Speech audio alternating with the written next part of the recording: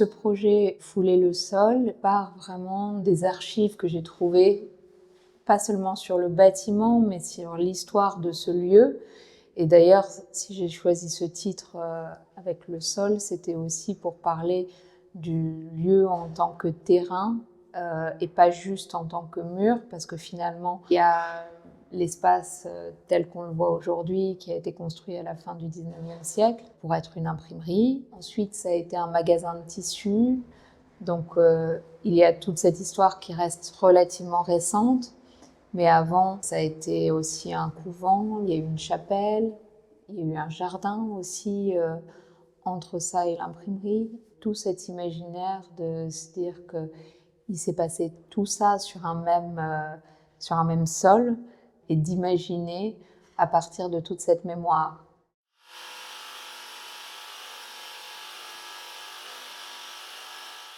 C'est quand même un projet qui est très lié aussi aux gens, c'est-à-dire aux personnes qui ont été dans l'espace, aux personnes qui vont parcourir l'espace, etc. Pour la voir, il faut la pratiquer, il faut marcher, mais aussi une sorte de mémoire comme ça des différents passages. Cette idée qu'il y a des tas de gens qui ont vécu à des époques différentes et qui ont foulé le sol du futur FRAC.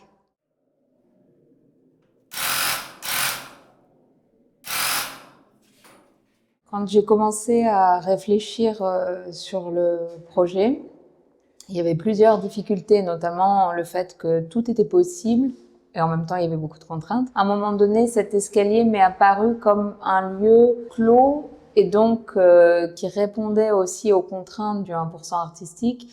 Ça permettait de composer avec et en même temps d'avoir un espace de liberté. Et puis aussi, je pense que j'aime bien cette idée de travailler sur un espace qui peut être un espace un peu ingrat et de le transformer, d'en faire autre chose, et aussi un espace qu'on traverse. Celui-là, celui-là, et après je remettrai les couverts. Celui-là, ça c'est pour éclaircir pigeon. Il y a eu cette envie de réaliser un projet pour le 1% artistique qui soit vraiment en contraste avec le bâtiment. Par ailleurs, je sais que Jacob McFarlane, c'est quand même des architectes qui ont beaucoup utilisé la couleur dans leur pratique architecturale, mais que pour ce projet, ils sont sur quelque chose d'assez sobre, où ils ont privilégié le bois, le métal, les matériaux qui étaient déjà présents dans le bâtiment. L'idée, c'était vraiment de s'ancrer au niveau du sol, de partir donc notamment du rouge qui est présent dans le carrelage en ciment qui a été gardé donc dans le bâtiment, et puis petit à petit d'aller vers des couleurs de bois qu'on peut encore voir dans des escaliers par exemple, qui peuvent rappeler aussi les huisseries dans les bureaux, mais également quand c'était un magasin de tissus, il y avait tous ces étendoirs en bois comme ça où il y avait les tissus. Et petit à petit, à partir des ocres, on va de plus en plus vers des verts. En fait, on peut parler de mémoire fantasmée par rapport au jardin, des verts inspirés comme ça de ce que pouvait être ce jardin médiéval. Et pour ça, j'ai pris des nuances assez naturelles en pensant à un jardin comme ça avec des plantes qui soignent surtout. Donc, plutôt vertes, plutôt que des fleurs. J'ai aussi demandé aux 2 étudiants des Beaux-Arts qui étaient en stage avec nous d'aller à un moment donné au jardin botanique pour retrouver avec les nuanciers des couleurs de plantes. Donc toute une déclinaison qui ensuite va vers le bleu et le bleu-gris aussi pour aller vers le ciel. Et l'ensemble, ça faisait aussi écho au magasin de tissus, ce côté multicolore, parce que dans un magasin de tissus, donc on a tous les tissus de toutes les couleurs comme ça, il y a une sorte d'abondance. Donc voilà.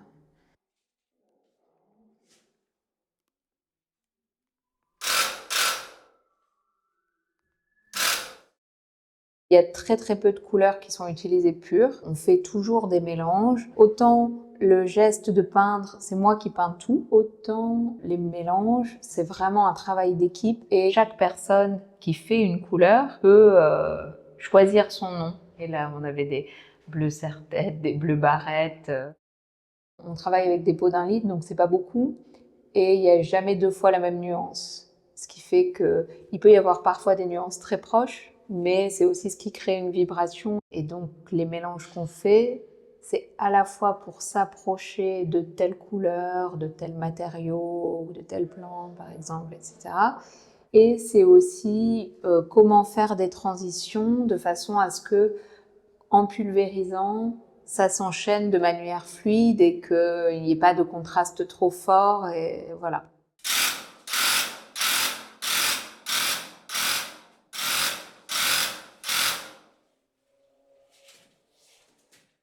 Pour toute la peinture de l'escalier, j'ai travaillé au pistolet. C'est une technique avec laquelle je travaille parfois, mais pas systématiquement, puisque je travaille avec différents outils et différentes peintures selon les projets. Parfois, je peux travailler à la brosse, parfois avec des pulvérisateurs plus artisanaux, donc ça dépend. Ici, je voulais travailler au pistolet pour avoir une sorte de voile qui englobe l'ensemble du relief de cet escalier. Et j'ai travaillé avec des peintures pour façade, qui sont des peintures acryliques, à la fois respectueuses de l'environnement et puis solides. Donc, en soi, je travaille avec des peintures en bâtiment, mais je ne travaille pas comme un peintre en bâtiment.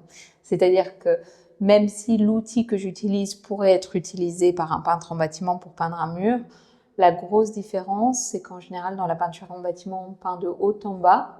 Et moi, j'ai réalisé cette peinture en peignant de bas en haut. Pour moi, le fait de partir du sol, c'est aussi une manière d'ancrer la peinture dans le bâtiment et d'avoir quelque chose qui en émane petit à petit, au lieu de tirer un rideau, de déposer un voile. Conceptuellement, c'est pas le même geste, mais ça modifie aussi l'esthétique.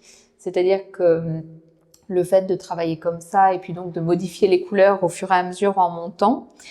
En plus, comme je veux fondre les couleurs et puis qu'il y ait cet aspect un petit peu nuageux, je me mets un petit peu plus loin pour projeter que le ferait un peintre en bâtiment avec le même outil, ce qui fait qu'il y a peut-être un petit peu plus de dépôt de poussière. La pulvérisation, en fait, produit un dépôt comme ça de peinture qui se pose sur les plinthes.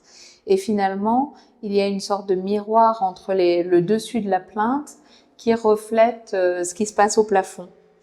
Et sur les murs, il y a également des légers dépôts à certains endroits qui sont dus vraiment aux retombées de peinture qui se déposent sur le relief du mur, qui peuvent évoquer les pigments, parce qu'il y a quelque chose comme ça d'un peu poudreux, d'un peu terreux. C'est quelque chose qui m'intéresse à la fois dans le processus, mais aussi dans ce que ça dégage en termes de matière et la manière dont ça modifie l'esthétique globale.